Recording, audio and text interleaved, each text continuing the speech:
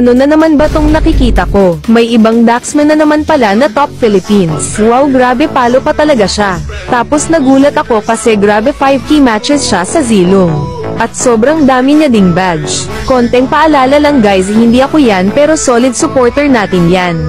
At eto naman yung mismong account ko. Pasensya na kung epic ako ngayong season, hindi pa kasi ako nakakapag-grind. Kaya samahan nyo na lang ako dito. Sakto katapat ko yung Nana kaso ang problema nagpakampante ako.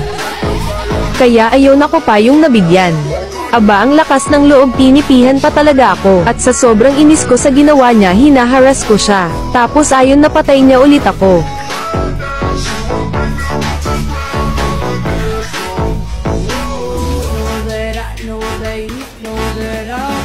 Tapos nagulat ako sa mga pinagsasabi niya.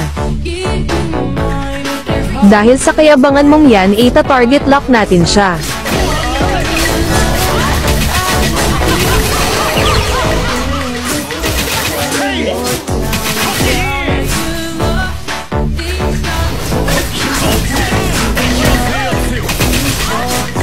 At kung isa ka sa mga nanonood, baka pwedeng pa-follow na din ng page natin. Salamat.